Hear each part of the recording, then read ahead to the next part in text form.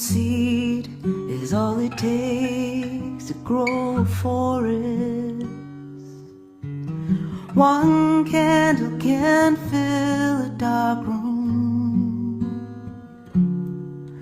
One voice is enough, speaking words of love. Each moment becomes what we choose. So do you want a new world? A world that works for everyone? Just open your mind, maybe you'll see. We can become a new world with Mother Earth circling the sun. She's waiting for you and for me to be the new world.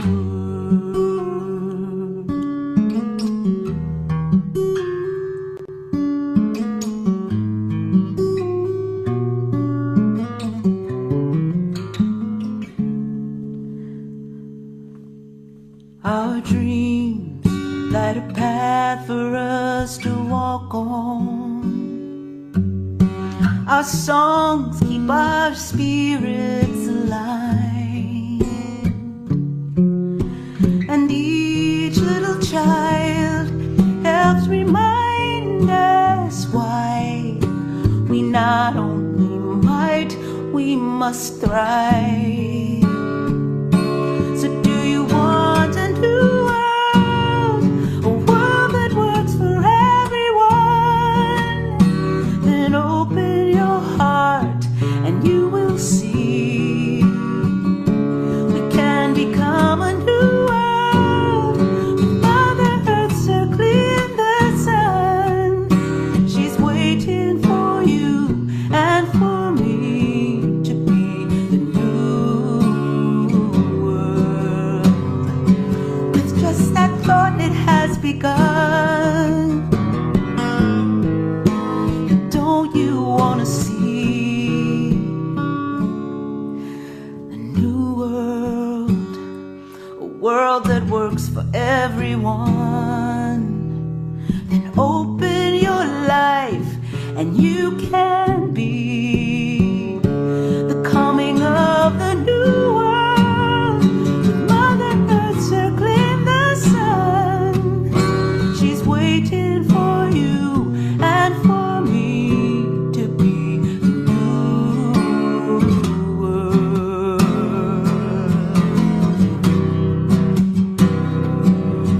Be the new world, the new world, the new world, a new world.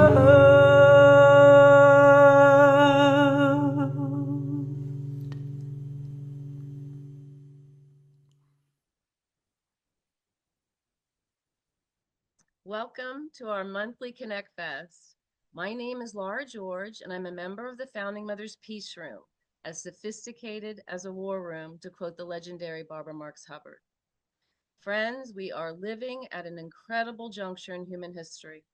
We occupy front row seats to watch the clash between an old world founded on patriarchy, domination, and separation, and a new world based on compassion, cooperation, and a culture of peace. We also have the chance to get out of our seats and actively participate in this round of the God game, the term I use to describe the evolution of the collective consciousness. Many generations have waited for this paradigm shift, and we are the ones who are going to witness it. But know that the new world we seek is not guaranteed. What happens next depends on what we individually and collectively choose to do. The hallmark of a paradigm shift is the passing of an old worldview and the birth of something totally new. But the old order will not pass quietly into the night. In fact, authoritarians are gaining power around the world. And there are gross inequalities of wealth that are making people susceptible to demagogues who make false promises and stoke division. In addition, Mother Earth is on fire and flooding, bringing starvation and disease. Artificial intelligence is ready to explode, which will cause an unprecedented loss of jobs, as well as further reduction of our critical thinking skills. And then there's Project 2025, a dastardly plan to strip us of innate rights and turn America into a theocratic oligarchy. We cannot let that happen, or all is lost, not just for the United States, but for the world. Many people don't know this, but the alt-right think tanks behind Project 2025 modeled their plan on Hungary, where Viktor Orban dismantled democracy by gutting the civil service, attacking the press, academics, and free speech, and by stacking the judiciary with loyalists. Yet all of the existential threats facing humanity, there are two that the founding mothers have chosen to focus on: universal rights for all women and an end to war. Why are we focused on planetary partnership and peace? Because we believe if these two goals are achieved, then we stand a really good chance of solving all the other pieces of the polycrisis. We therefore call on our sisters and the men who love us to unite. We will reach the elusive tipping point needed to birth a new world if we grow a global movement now. We hope you will join the founding mothers and help us elevate the vision of the founding fathers of every nation. And we also hope that during this hour, you will share your thoughts on how to build a movement with the power to shift the paradigm. Now, it is my great pleasure to introduce our speaker who fully understands what is at stake. Andra Watkins is a writer and journalist whose essays have appeared in publications such as Salon, Resolute Square, and Newsweek. Her primary focus is her best-selling Substack, For Such a Time as This, which was formerly titled How Project 2025 Will Ruin Your Life. She also is a New York Times best-selling author of the memoir Not Without My Father, one woman's 444-mile walk of the Natchez Trace. Andra grew up during the era of the moral majority, and she spent her formative years in a Christian nationalist church and school in rural South Carolina. So she was indoctrinated into the worldview that created Project 2025. She escaped that worldview more than 20 years ago, and she now writes about the alt-right in order to share her deep understanding of how Christian nationalists think, which makes her uniquely qualified to decode for us where America is headed in 2025 and beyond. Andra, thank you for being with us. Thanks for having me. It's such an honor to be with you all today. Laura gave me a pretty hard charge to educate you on where I came from, tell you what it means, and give you something hopeful in 15 minutes or so. So I'm going to try to do that for you today. As she said, I grew up in Christian nationalism in rural South Carolina in the 70s and 80s.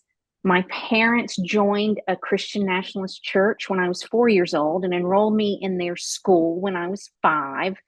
It was the classic separate school where you know, after the civil rights movement happened in the South particularly, churches started these schools so that they could be segregated legally. And so my parents put me in that when I was in kindergarten.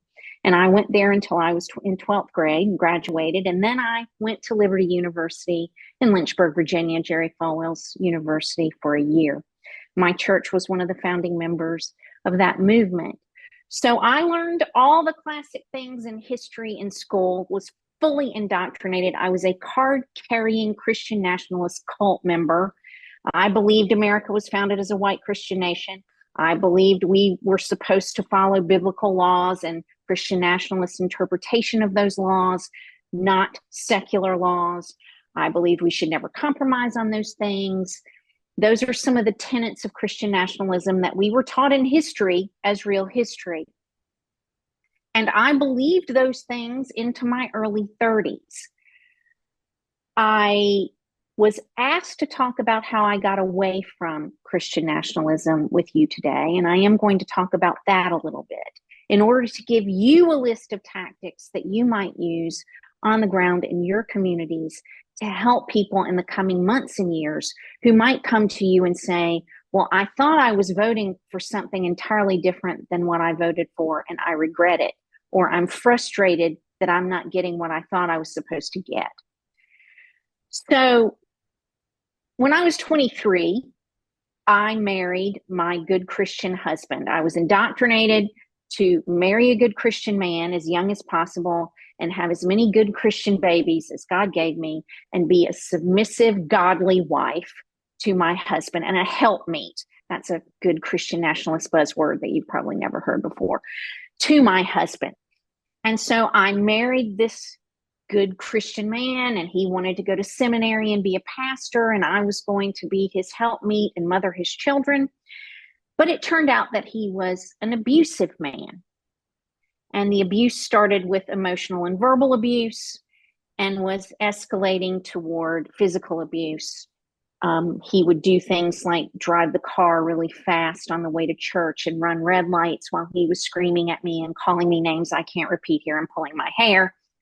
So, and threatening me with weapons and whatnot. So after 4 years of that, I decided that no matter how I was indoctrinated, I did not think God meant for me to die to stay married to a person like that, even though I thought he was my good Christian husband and I thought I had married the right person. So I divorced him, and going through that experience of marrying who I was told to marry, following my indoctrination to the letter, realizing that he could be abusive and somehow it would always be my fault that he was. I wasn't submitting enough. I wasn't being godly Christian wife enough to keep him from acting out this way. So that sowed some doubts for me by the time I was 27 about seeds of my indoctrination. But I didn't leave Christian nationalism then. I spent several more years trying to walk that walk. And when I was 31, I had a big falling out with my mother. It was very traumatic. She's a raging Christian nationalist, even today. And that falling out caused me to start questioning some things that I'd always been taught. And ironically, I picked up a book called Undaunted Courage, which is a Pulitzer Prize winning book about the Lewis and Clark expedition by Stephen Ambrose. And it came out around the time of the bicentennial of that expedition.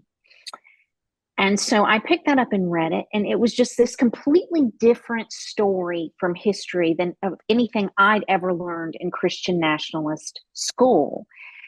And so I learned so many new and different things about just that little piece of history. So I became fascinated with learning about the founding of our country. I don't know how many books I read over the course of a couple of years about the different founders. I read biographies. I read about periods in history, not just our revolutionary period, but the period leading up to it in England, and what led to people coming here and fleeing persecution in Europe and that sort of thing. So I really gave myself a completely new history education. And I realized that the education that I had gotten in the Christian nationalist school was completely different from history. And I said to myself, I wonder what else I don't know about stuff. And so I gave myself a whole arts education. I wasn't allowed to learn about art in Christian nationalism because it was all full of naked people and perverted, horrible people made it all. And what was Christian was really Catholic and commissioned by the Catholic Church. And my church believed that all Catholics were going to hell, even though there are Catholic Christian nationalists as well. And they partner now and get along. But if they fully assume control of the government, they will fight over which faction is going to lead. So I didn't learn about much religious iconography either because that was all Catholic.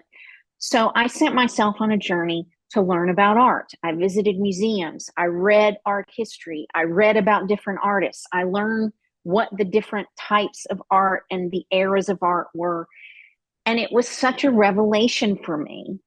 So much of the art that we value today was seated in the Enlightenment, as was our country.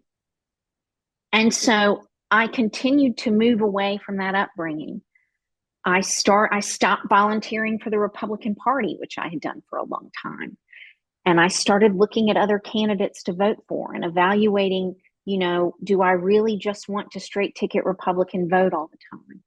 So that evolution took 10 or 15 years of my life of consistent work.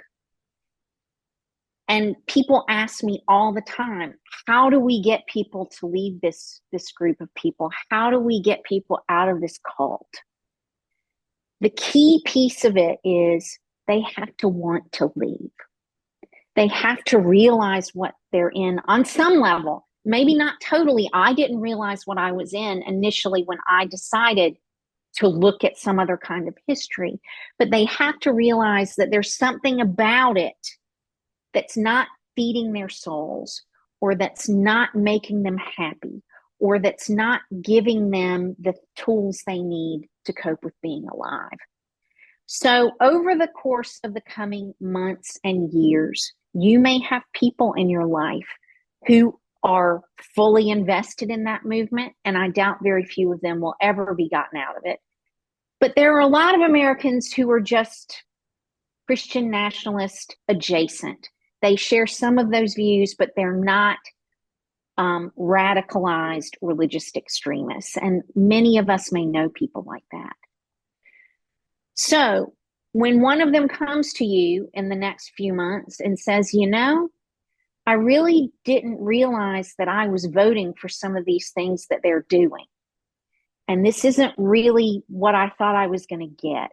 And I'm really frustrated by what I see happening because this isn't what I thought I was signing up for. It's going to be really tempting to say, well, I told you, you shouldn't have done that. It will be tempting for me to say that.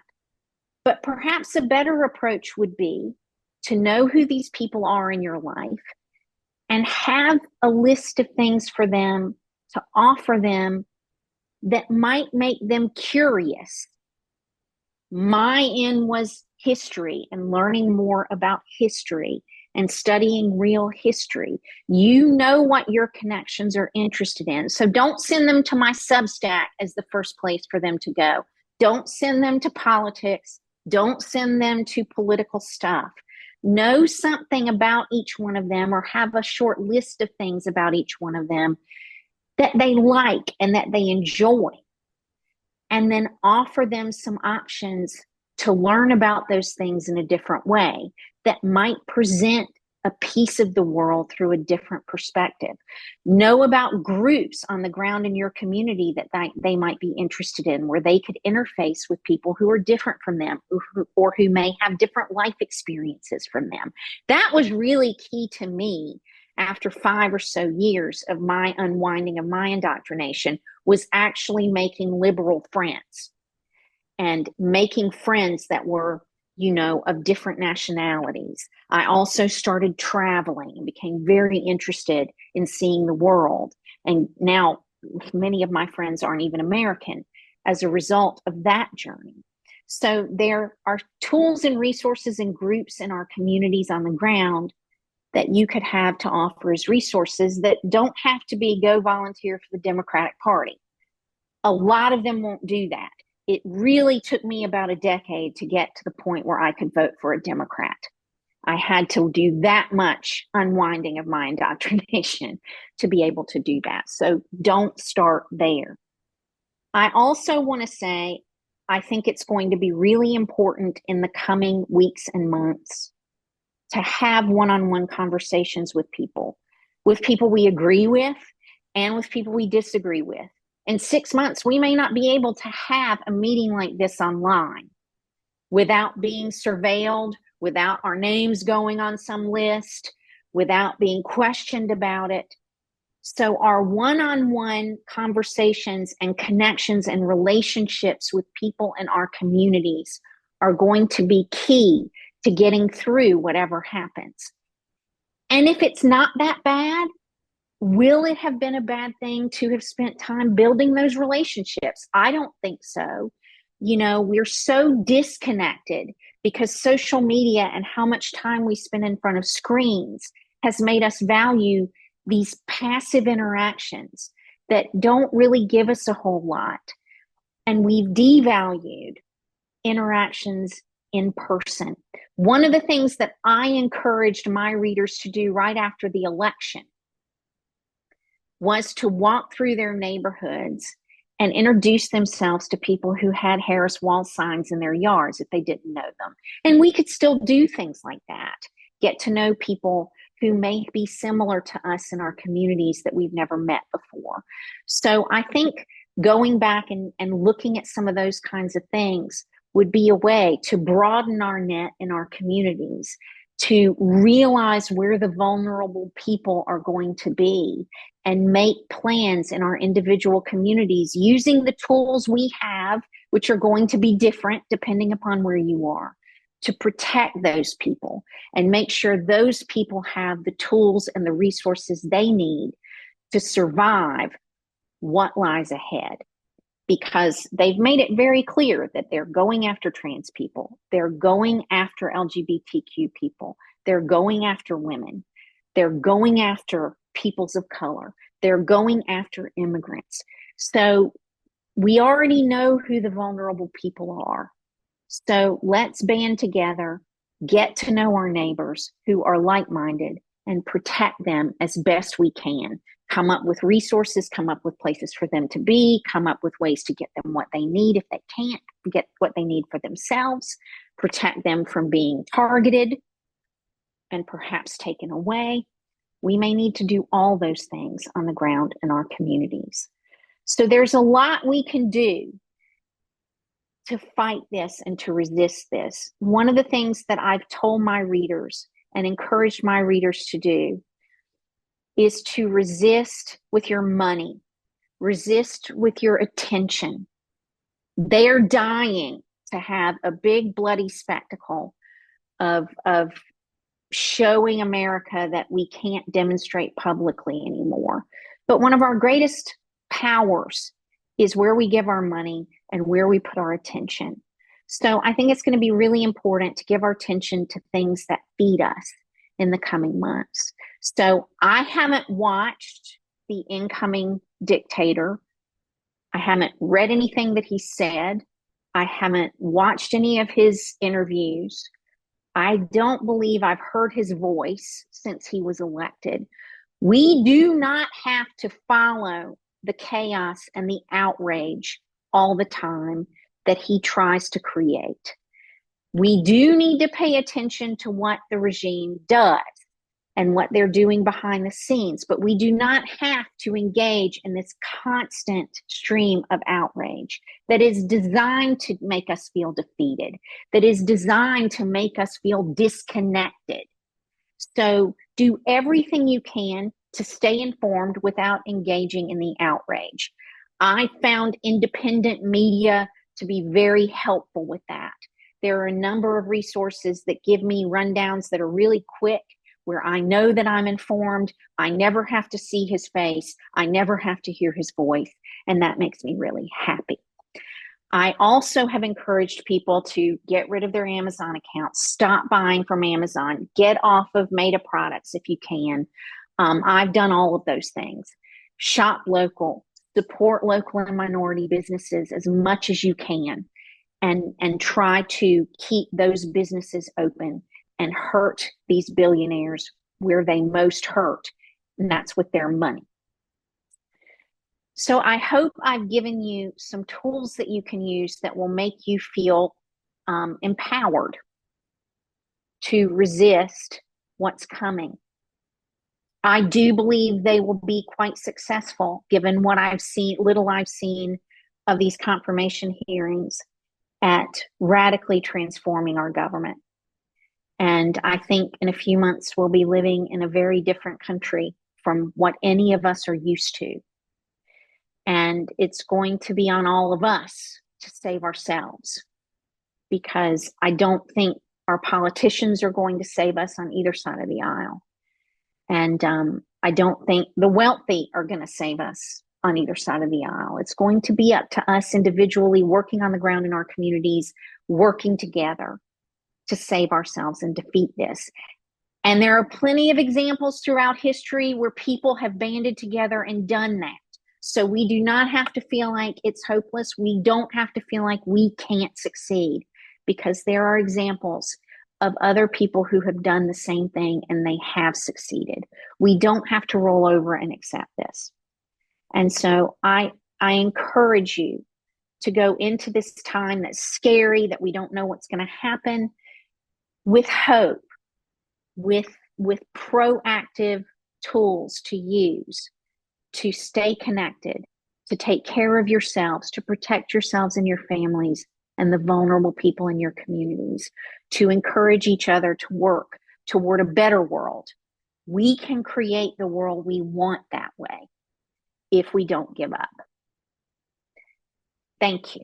And I'll take questions whenever you're ready for me to take questions, or if you have other things you want to offer before questions. Well, thank you, Andra, so much. We appreciate. I just loved hearing about the story of your growth and how you became the person you are now, and for what we can do in the upcoming years or months. And I just wanted to say that I think this Founding Mothers movement is one of the major ways we can face and go forward in this, in the future, because we have each other, we have the Founding Mothers, and we're going to be uniting, and we're going to hopefully achieve our goals. But our goal is to shift the paradigm in a different direction than it's now heading. We're going to build the mother of all movements. The Founding Mothers are organizing a meta-unity coalition of nonprofits and world citizens who share our progressive values. Our imagined Women's Congress is the body that maps and manages the movement. Female representatives from our partners come to the Congress on the first Saturday each month to strategize and implement direct action campaigns that move the movement forward. Our delegates report back to their organizations. In this way, the information flows in and out of the Women's Congress. Men are also invited to the Founding Mothers movement, and they help guide our operational circles. These functional circles meet weekly and include a media circle, tech circle, a partner circle, campaigns, and proclamation circles. Since convening in July, we have held 7 sessions of the Women's Congress. At our 3rd Congress, we passed the Founding Mothers Proclamation, a document that succinctly sets forth our demands for women's rights and the cessation of war. On New Year's Day, we launched the weekly worldwide wake-up campaign. Civil rights icon John Lewis famously said to make good trouble. Well, we're making good noise every Wednesday at high noon and every time zone, and we hope everyone will be involved. Now we want to hear from you. Please share your thoughts or direct a question to Andra or the Peace Room. In addition to Laura and myself, I believe Amanda is here, and I don't know about Grandmother Ejna, but I think you might just want to talk to Andra. So we will take questions now. Oh, Grandmother Ejna is here, and I see a question from Sushila. Okay, Sushila, go ahead. Well, thank you. I hope this is recorded because I really do want to, I would love to share this with my Democratic Women's Club, and get them to focus on how we can work together rather than being so upset about everything and depressed. I also was very touched by your story because I'm a retired librarian. And the idea that books and that other point of view that you were interested in, seeing the difference, that is such a big censorship issue. They don't want people to know the other realities. So it would be great or to know what, the censorship, how people can work together against censorship. Is there anything that you'd want to say about that? Well, I hope librarians have been working to identify threatened books and protect those books already. One of the first things I did after the election was download my entire Substack, because we don't know whether Substack will be available in 6 months. And I made it into a downloadable document and a printable book for all of my paid subscribers. So that way, what I wrote would be preserved both physically and digitally in multiple places should Substack disappear. So I think we could be doing a lot of that. I've encouraged people, if they really care about certain books and think they're going to be banned, to buy physical copies of them and have them. It's a lot harder for them to police a person's personal library than it is to police a government-run or state-sponsored library or school library. So if you really care about certain books and having them available, I would have physical copies of them. But I also hope librarians, who are just some of the most dear people on earth to me, because I'm such a reader and I'm a writer, I hope they've been proactive in trying to pull some of those books, protect some of those books from being thrown into dumpsters and burned and whatever. And I hope that we will have people who will do some of that as well. I know I've read about some librarians who have been doing that, and we'll continue to see that, I hope. And maybe buy the books from your local bookstore instead of Amazon. And also, absolutely don't ever buy anything from Amazon. Don't buy Amazon. I totally agree with that. And then, I'll give someone else a turn. But this is fascinating, and I think the actions to support the librarians and the teachers who are experiencing so much public hate when they're just trying to do their jobs. We just need to support them. So. Thank you. Thank you. Christy, you have your hand raised. Go ahead. So I know that my interaction with white Christian nationalists, of which I've done some work on this as well, and I created a YouTube video called "How to Speak to Your Trump Supporting Relatives," is because they're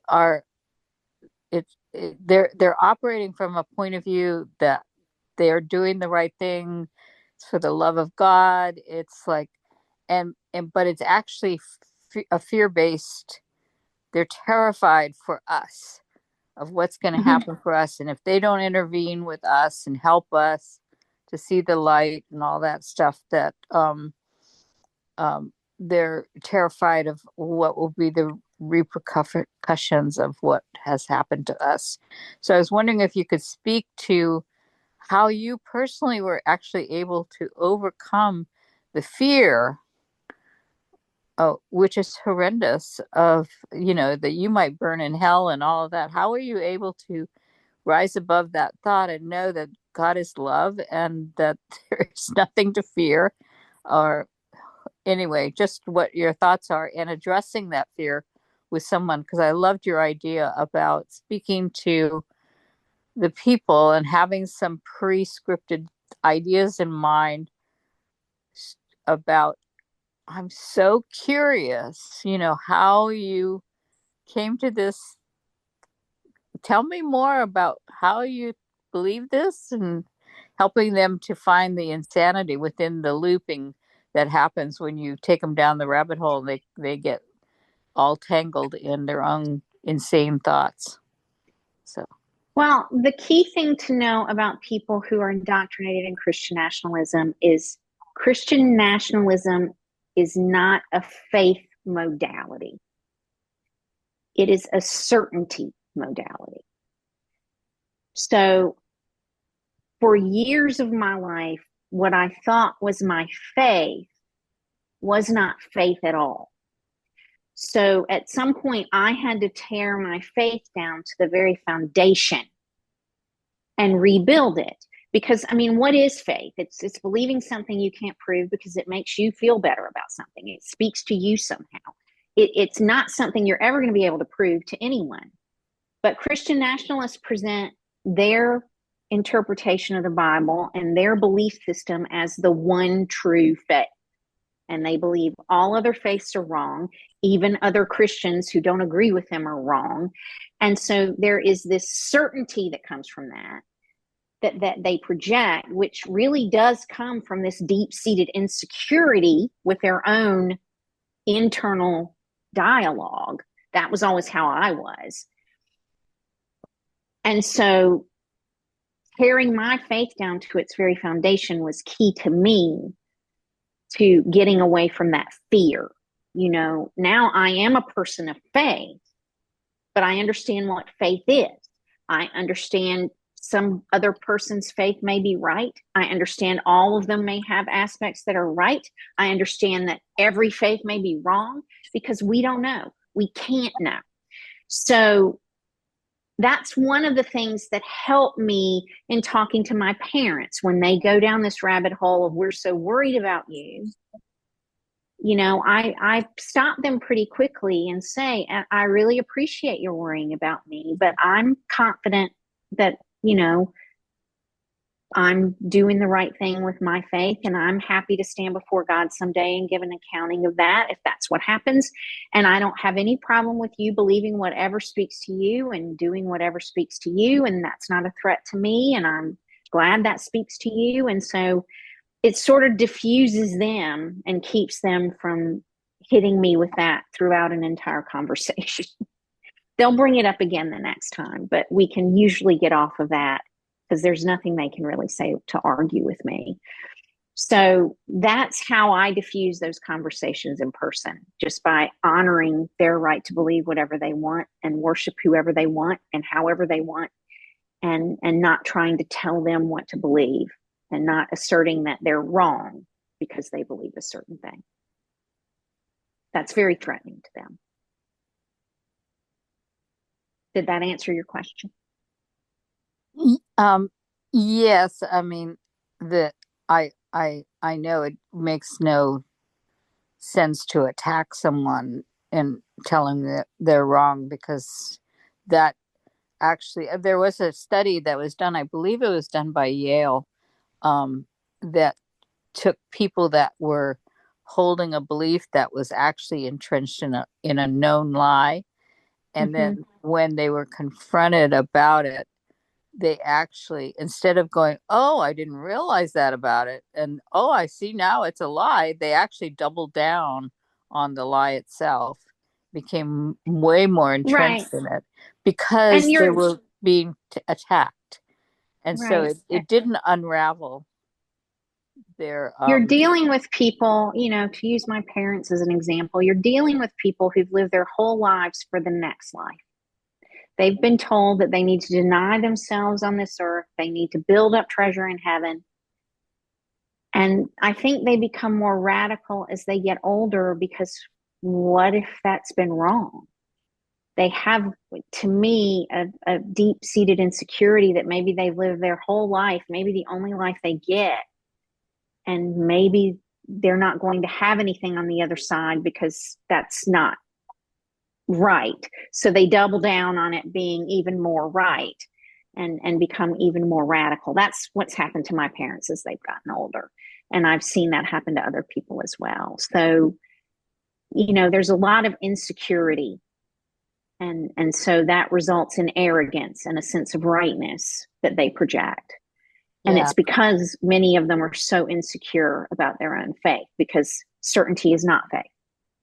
And that arrogant strategy of being arrogant, it has a bulliness about it. And and it's intimidating. It's very effective, because people will go, oh, okay, well, we just won't talk about that, or we won't.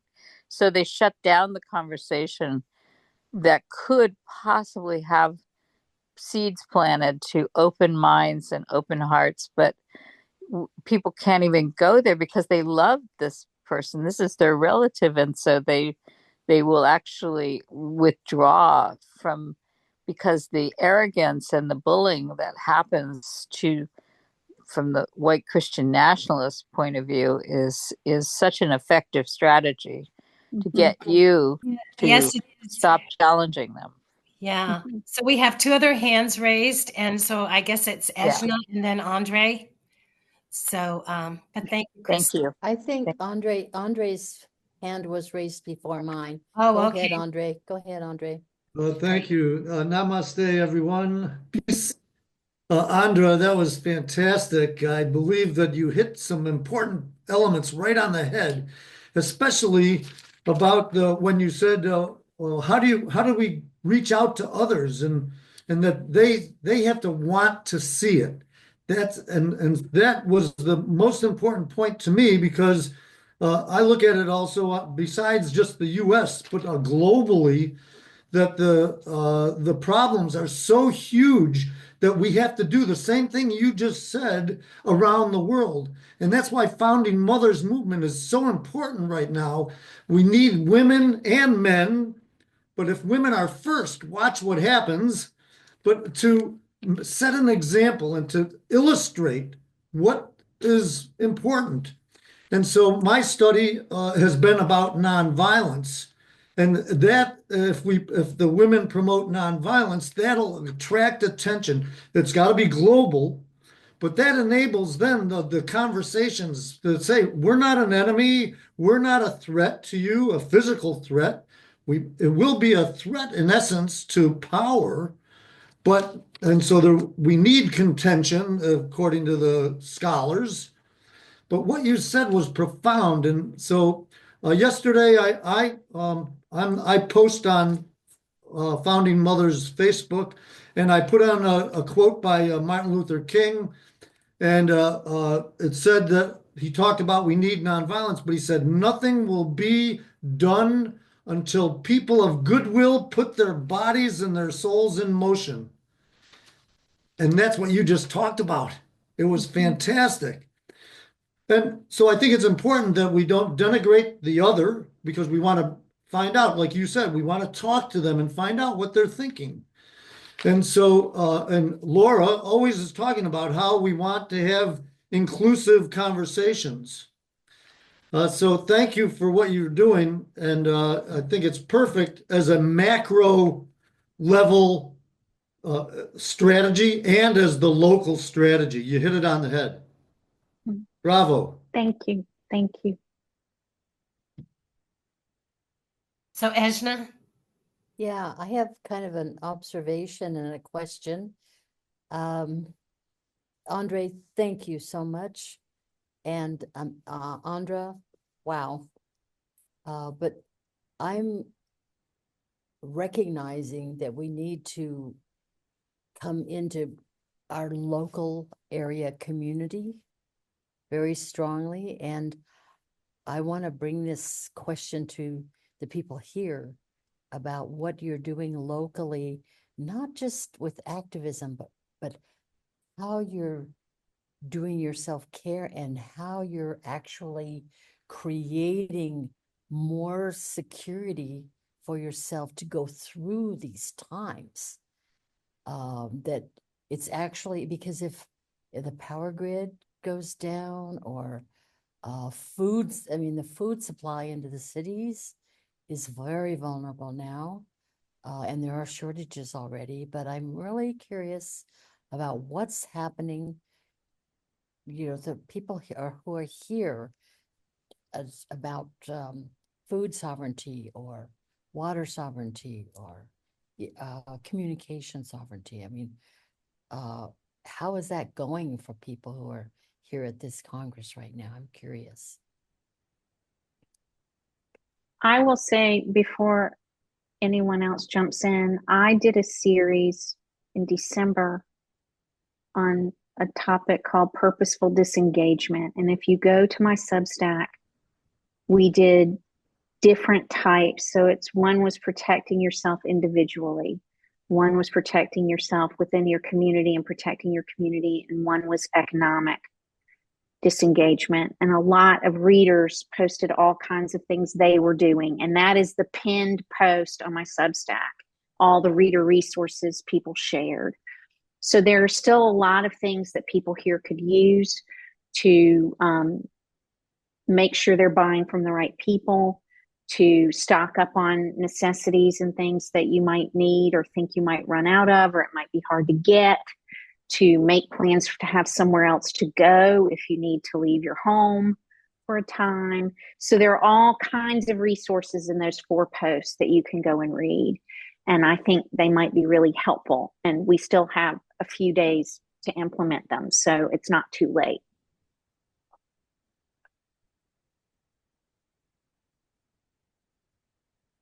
I think I asked kind of a intimate, difficult question. Yeah. I can, yeah, Sushila. I'm I live here because there's people that are working together and like for food, the local community and co-op bought land particularly to grow the food that goes to the co-op. And there's a lot of organic farmers here. And, we live in the country, so people can and preserve food. And my husband's an organic gardener. So I think food here is, I think we're better off than many communities along that line, and food banks and things like that. Um, I think that we have tried living room conversations and better angel conversations in our community to bring people together. We did that since 2017. We got the county talking to each other and talking about, being a very white community, how we treat others that come to our community, or how people, even in the hospitals, how people are treated. So I think the local is very, very important to build that support structure within not just your people, but who you elect to your local government, and how they talk and communicate to each other. So, and also the language, how we talk to each other, and remove the violence from our language so that we can, it's not, it is more the nonviolent communication and all that. These are important strategies.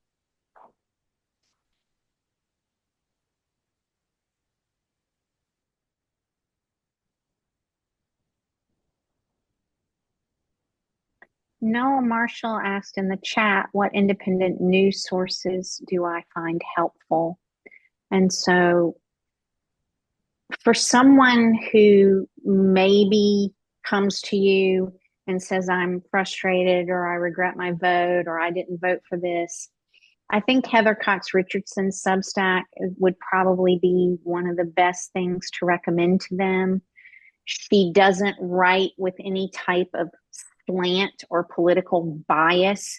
She just writes every day about what happened, and sometimes relates it to history and gives a history lesson as part of that to show where this particular event came from, or a corollary event from the past that it mirrors.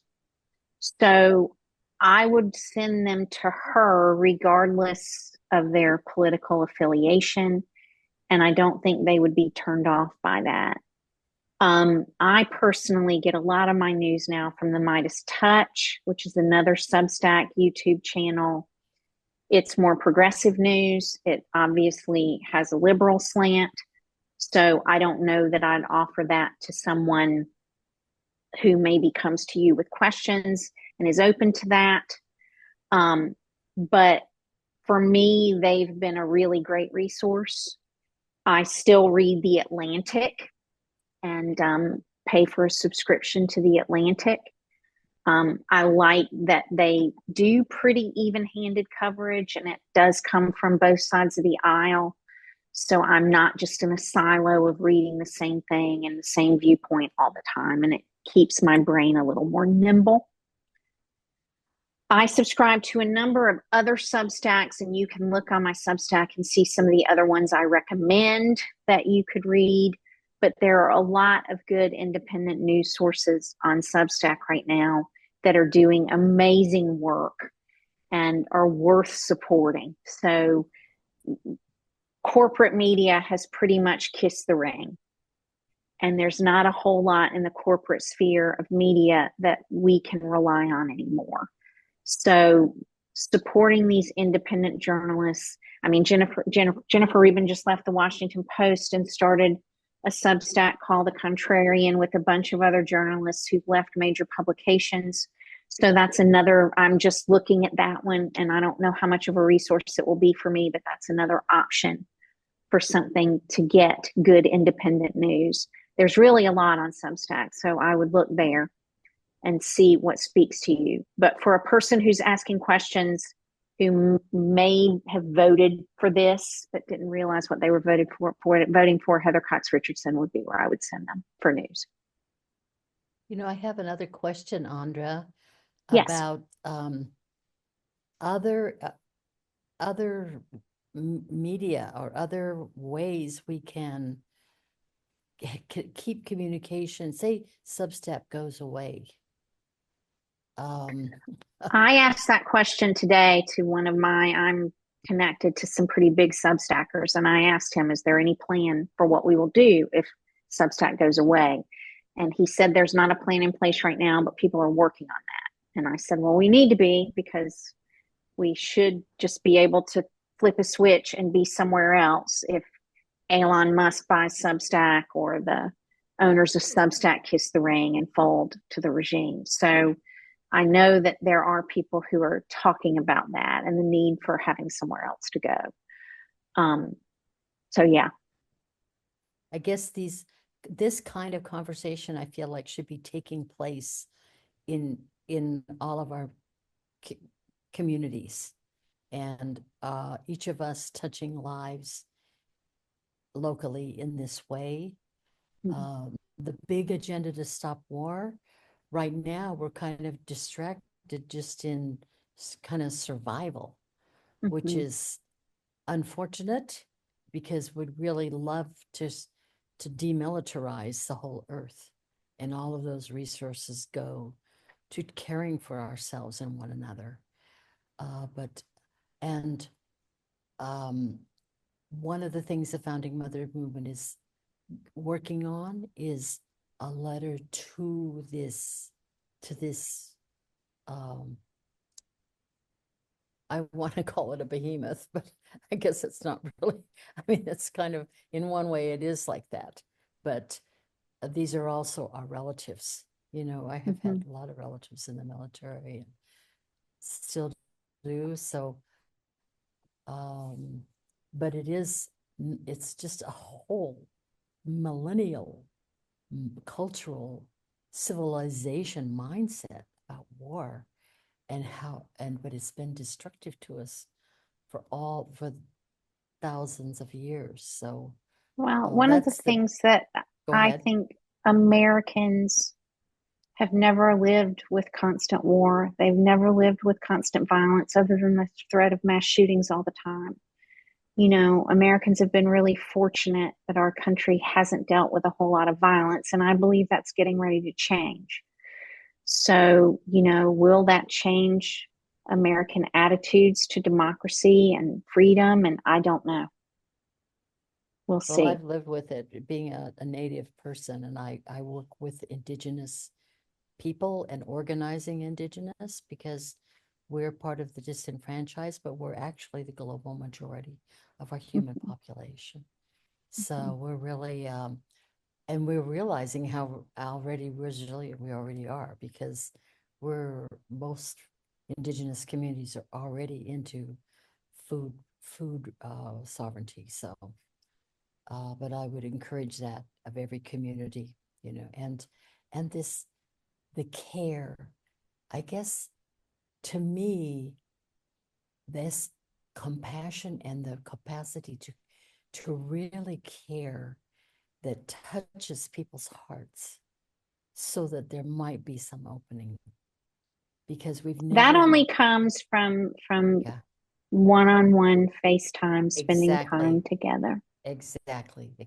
Yeah. But to grow this exponentially now, because that can melt some of the barriers so that people can even hear. So yeah, we're still keeping on. Thank you. Do we have any other questions or suggestions? I know we've come to the we're just a minute past the top of the hour. Before you close out, I'm just curious, Andra, what's your prediction on how Christian nationalists will react if they do see their fellow Americans being targeted? I mean, they may not, they voted for the immigration, I'll say, abuse, but how do you think they would react if, for instance, where I live is very MAGA? I'm at the tip of the Bible Belt. And I sort of have an idea in my head of the answer, but I think you're better qualified to answer. How do you think they would react if they see Americans being abused, their rights taken away, jailed? Do you think they're going to circle the wagons around their churches and primarily or only care for their own? Or do you think there's some threshold of loss of civil rights and abuse of other Americans that could wake them up in a more For meaningful? diehard Christian nationalists, I do not. They have no empathy for their fellow human beings. So they would write off any of that suffering as God's judgment on exhibited or hidden sin in those people's lives, and therefore they deserve that punishment. I mean, I wouldn't be surprised if my mother reported me to some group or some list because she thinks I deserve to be punished for doing this work. And I don't doubt that they'll try to incentivize some people like her to do things like that. But the hardcore Christian nationalists believe we're living at the end of the world. And so they believe that the world has to fall apart for Jesus to come back. So the worse things get, the more glorious it's going to be for them and the more they're going to celebrate.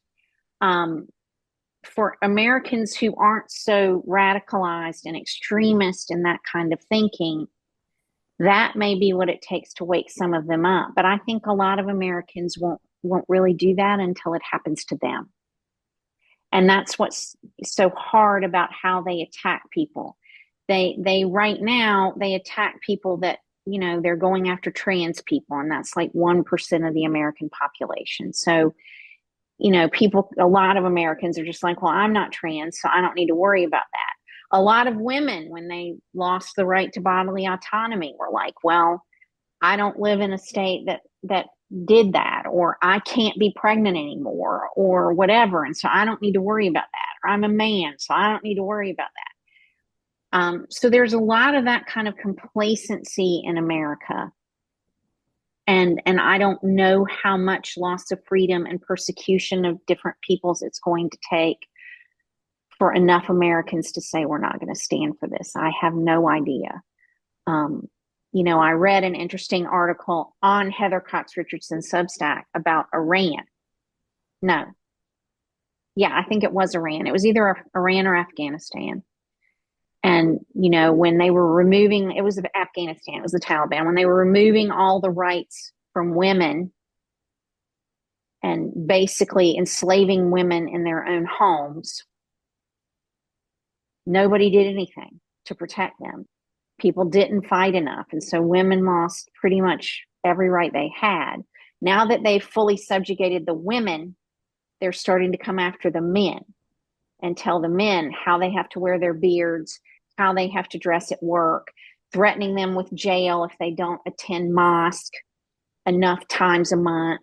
And now the men are saying, well, we didn't vote. We don't want this. You know, you know, and many of them were interviewed anonymously and said, if we had known this is how it was going to go, we would have fought for the women. You know, but we didn't fight for the women because we didn't think it would ever affect us. And so I've shared that story a lot because the men are the last people they're going to come after. And the white men, quite frankly, in America are the ones who have failed us the most as a group, not individually, but as a group. You know, a lot more white men need to stand up for democracy than have so far. And so I don't know how long it will take them to get to that group. This has been a really stark, but I feel like meaningful meeting. And I feel like this is also a model of how we can gather together. Not only personally share personal story, but also share resources. And I'll just make a few comments here because we're going to start to close this out. I know it's after the top of the hour. We hope you've enjoyed our January ConnectFest.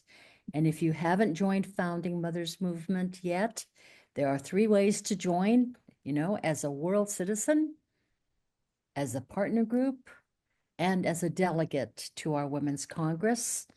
And all of these are crucially important. Our Global Women's Congress is designed to provide decentralized agency, like local gathering, and maximum flexibility to our partners so that each mission can be strong, while also providing centralized cohesion, like this gathering and our congresses and our working circles, for monitoring the movement and executing our upcoming direct action campaigns, because we have more planned. Our strategic plan and our theories of change are based on system science and holism. By mimicking the organic and holistic nature of our bodies and our communities and our precious planet, we can create a superorganism of love, a superorganism of brilliance to achieve planetary partnership and peace. We 1,000 points of light operating in silos, unfortunately, cannot change the world, but us 1,000 points of light, once unified, we contain the power to finally shift this paradigm, our civilization, create a new civilization. So let's gather our expertise, our experience, and cultural diversity, and unify, continue to unify. Let's follow the path of truth and love and light. And then I want to plug, please join us for our weekly worldwide wake up, our first nonviolent campaign, because there are many other campaigns to follow. This is the first campaign that we launched January 1st to herald the arrival of founding mothers.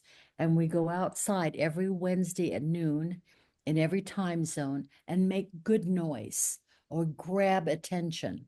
Some of us play an instrument, some sing, some blow bird whistles, some host a gathering. You can go to the steps to your local mayor's office, but we do this direct action every Wednesday to make good noise. You make the noise, people come and say, what is this about? And our education grows this way. The ripple effect goes out.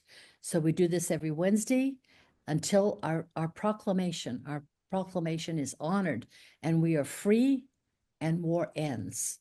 But this isn't the only action. We're going to have other campaigns too. So now we'll close with our vision video to show what the world will look like once we achieve planetary partnership and peace, and help us build this mother of all movements.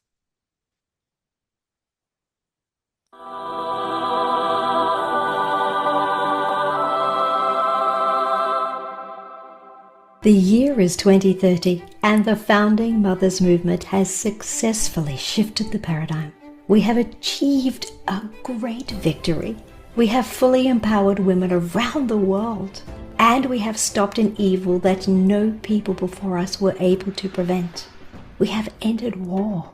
Women now have universal gender equity. Women have bodily autonomy and reproductive choice. Laws are in place to prevent child marriage. Cultures forbid family violence and genital mutilation, and relationships between women and men enter a field of understanding and compassion. For the first time in human history, our precious planet is at peace. The military-industrial complex is now a peacekeeping force, and men no longer are asked to kill their brothers. As a result, there is ample money available for healthcare, daycare, and elder care. Schools are being built around the world to educate all girls. Projects abound and are fully funded to provide novel green infrastructure and protect the commons.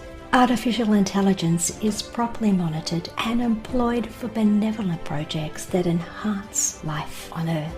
Now Mother Earth can regenerate. Animal, plant, and ocean life are revived and add to the euphoria of this new golden age.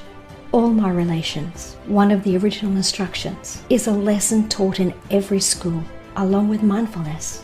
There now exists a universal inner knowing that together we can accomplish anything. planetary governance has reached a new level of inclusion, collaboration, and coordination. The nation-state system yields to regional and local models of self-organization. Intentional communities and cottage industries abound, creating self-sufficient economies.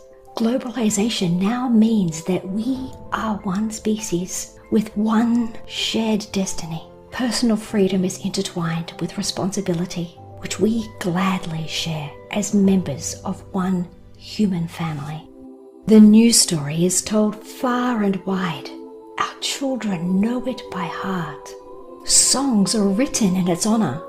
Truth, love, and light reign on earth. As above, so below. Join the Founding Mothers movement and help transform the world.